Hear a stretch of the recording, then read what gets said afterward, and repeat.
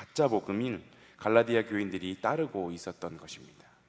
그래서 사도 바울은 갈라디아 교회를 편지로 지도하게 되는데, 그 편지가 바로 오늘 우리가 함께 읽은 갈라디아서입니다.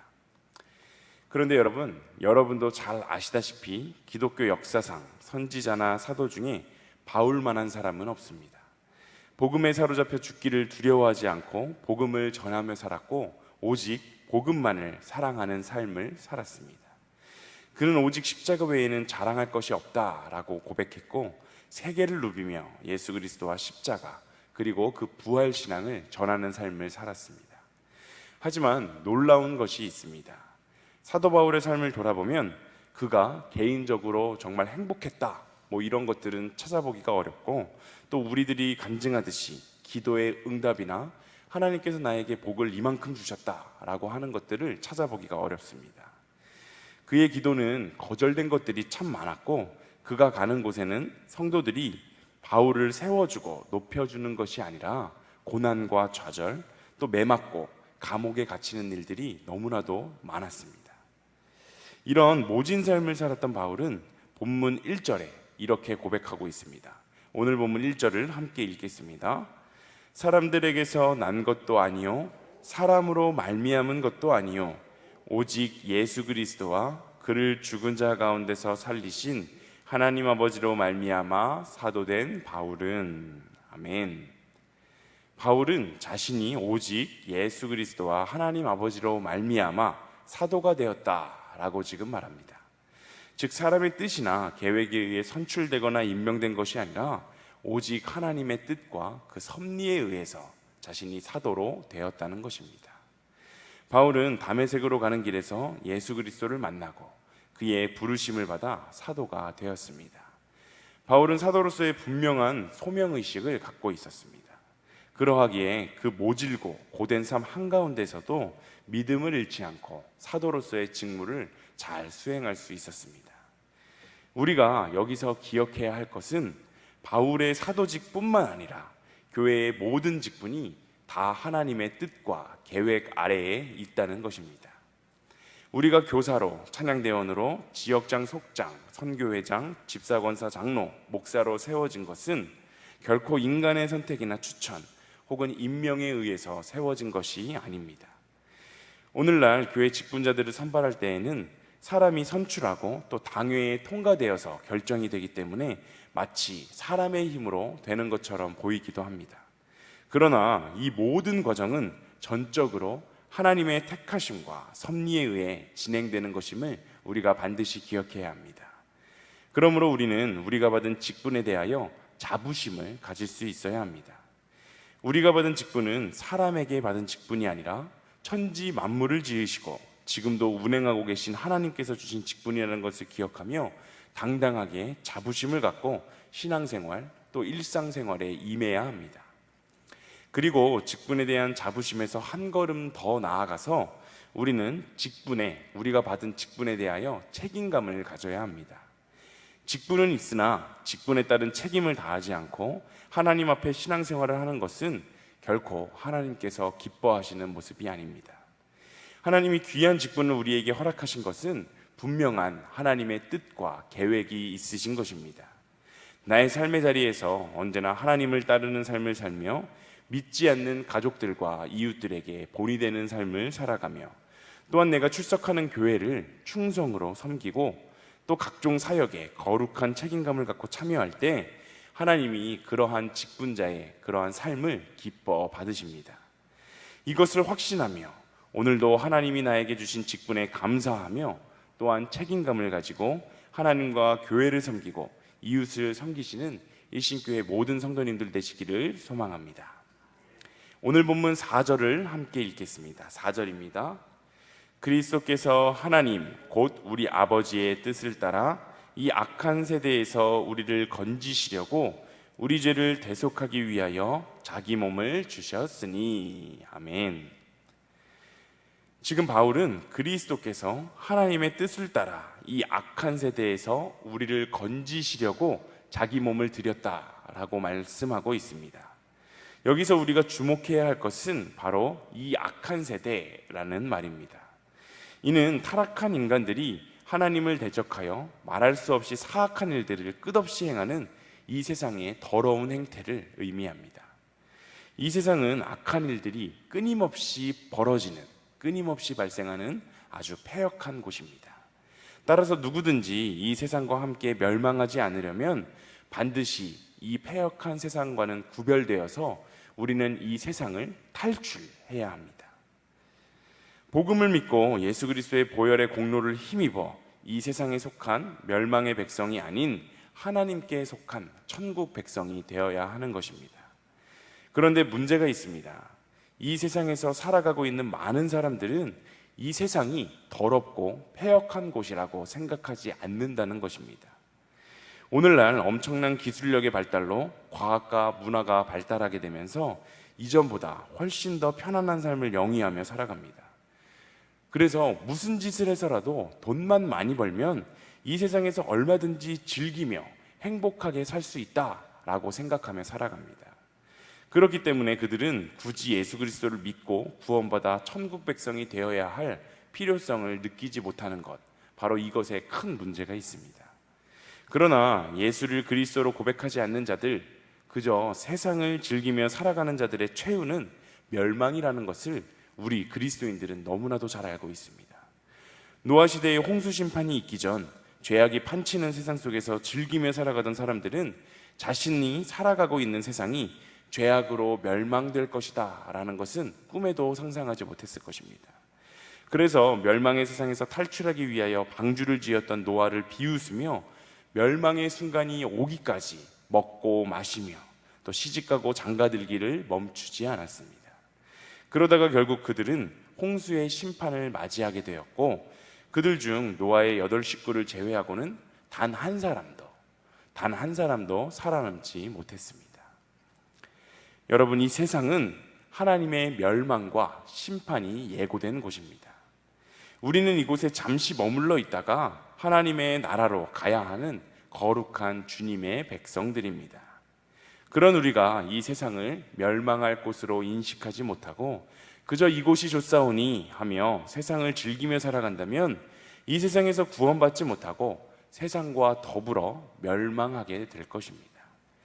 그러므로 우리는 이 세상은 반드시 탈출해야만 하는 멸망의 처소이며, 거룩한 우리는 이 멸망하는 세상 가운데서 많은 이들을 하나님께로 인도해야 하는 구원의 방주의 역할을 감당해야 하는 자들임을 우리는 반드시 기억하며 살아야 합니다.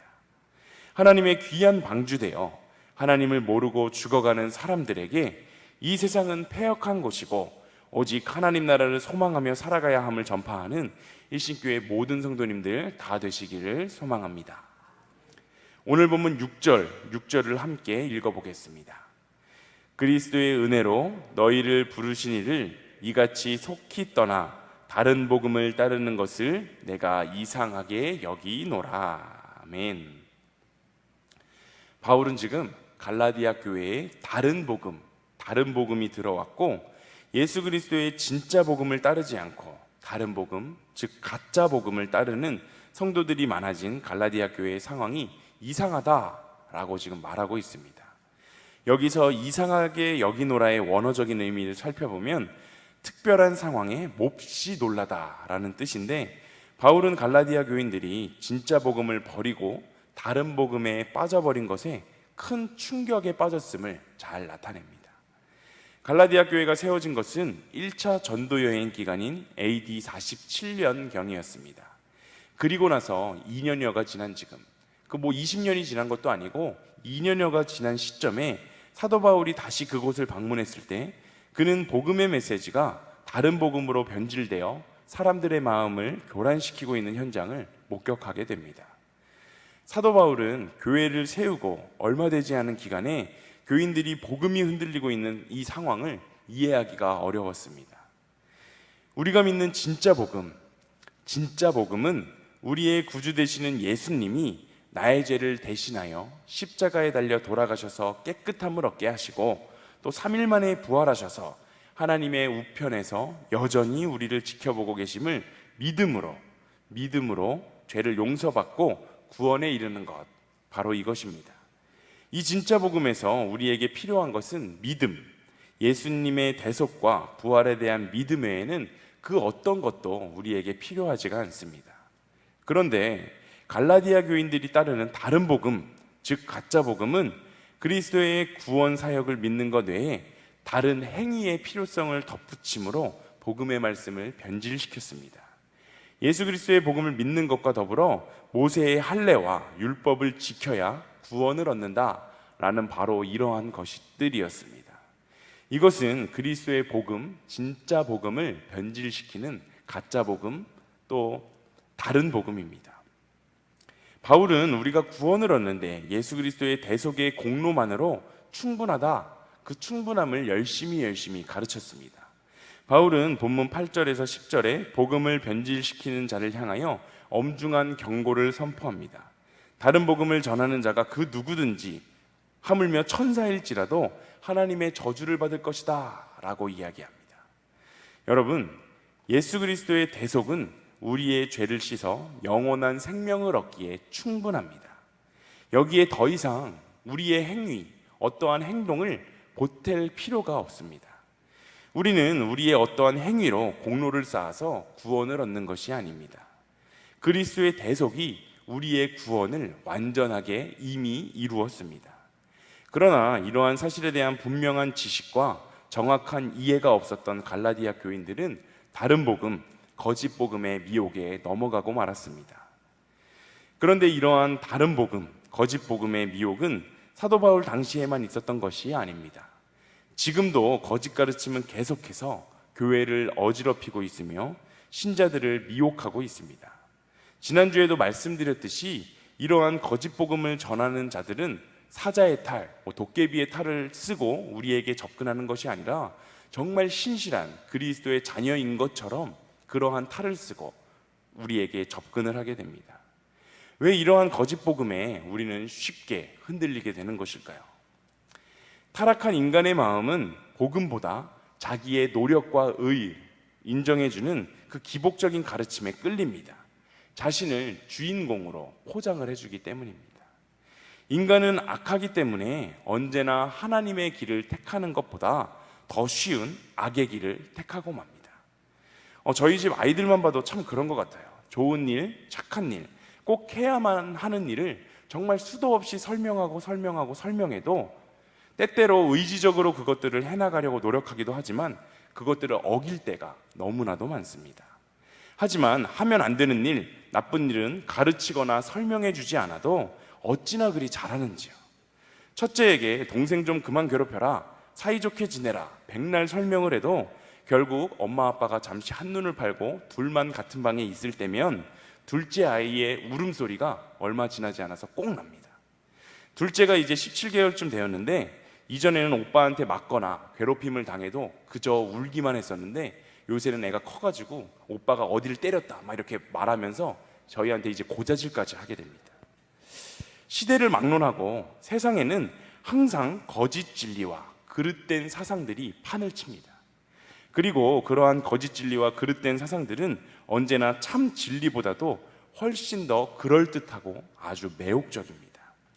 그래서 죄악된 백성인 수많은 사람들, 또 그리스도인인 우리들마저도 너무나도 쉽게 참 진리에서 떠나 거짓 진리와 그릇된 사상에 빠져들게 되고 결국 영원한 멸망에 이르게 되는 것은 너무나도 안타까운 일입니다. 그러므로 우리는 항상 깨어 있어서 언제나 그와 같은 거짓 진리와 그릇된 사상에 빠져들지 않도록 주의를 기울이고 오직 예수 그리스도만을 의지하고 신뢰함으로 구원을 이룰 수 있다라는 이 진정한 복음 안에 머물러야 합니다. 거짓 교리의 유혹에서 벗어나는 길은 복음을 더욱더 깊이 아는 일입니다. 오직 우리에게는 예수 그리스도로 말미암은 은혜의 복음밖에 없다는 사실을 더욱 굳건히 붙잡아야 합니다. 복음을 더 깊이 아는 일은 하나님의 예배의 자리를 사모하며 예배를 통해 말씀을 듣고 또 묵상하고 나아가 일상의 삶에서도 늘 하나님의 말씀을 가까이 하며 그 말씀대로 순종하는 삶을 살아내기 위해 노력하는 것입니다. 이 혼란스러운 세상 속에서 거짓 교리의 미혹에 당하지 않고 복음의 진리로 무장하여 하나님을 모르는 많은 사람들에게 바른 복음을 분명하게 선포하고 가르치는 일신교회 모든 성도님들 다 되시기를 간절히 소망합니다. 우리 함께 찬양하겠습니다. 찬송가 490장입니다.